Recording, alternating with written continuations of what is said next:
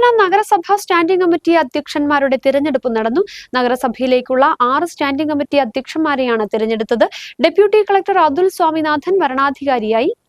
കട്ടപ്പന നഗരസഭയിലേക്കുള്ള 6 standing committee അധ്യക്ഷന്മാരുടെ തിരഞ്ഞെടുപ്പാണ് നടന്നത്. ധനകാര്യ സ്റ്റാൻഡിംഗ് കമ്മിറ്റി ചെയർപേഴ്സണായി ലീലാമ്മ ബേബിയെയും, വികസനകാര്യ സ്റ്റാൻഡിംഗ് കമ്മിറ്റി ചെയർമാനായി സിബി പാറപ്പായിയെയും, ക്ഷേമകാര്യ സ്റ്റാൻഡിംഗ് കമ്മിറ്റി ചെയർപേഴ്സണായി പീന സിബിയെയും, ആരോഗ്യ സ്റ്റാൻഡിംഗ് കമ്മിറ്റി ചെയർമാനായി തോമസ് മൈക്കിളിനെയും, വിദ്യാഭ്യാസ സ്റ്റാൻഡിംഗ് കമ്മിറ്റി ചെയർമാനായി മനോജ് മുരളിയെയും, പൊതുമരാമത്ത് സ്റ്റാൻഡിംഗ് കമ്മിറ്റി ചെയർപേഴ്സണായി സജിമോൾ ഷാജി എന്നിവരെയുമാണ് തിരഞ്ഞെടുത്തത്.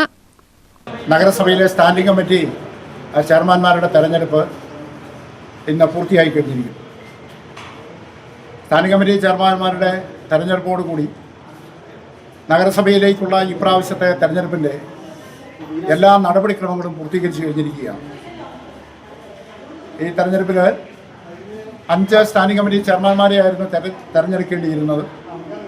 5 സ്റ്റാൻഡിംഗ് കമ്മിറ്റിയിലും UDF വ്യക്തമായ ഭൂരിപക്ഷം ഉണ്ടായിരുന്നു എന്നുള്ളത് കൊണ്ടാണ് എന്ന് തോന്നുന്നു തെരഞ്ഞെടുപ്പിൽ പങ്കെടുക്കാൻ ഇടതുപക്ഷ അംഗങ്ങൾ എത്തിയിരുന്നില്ല.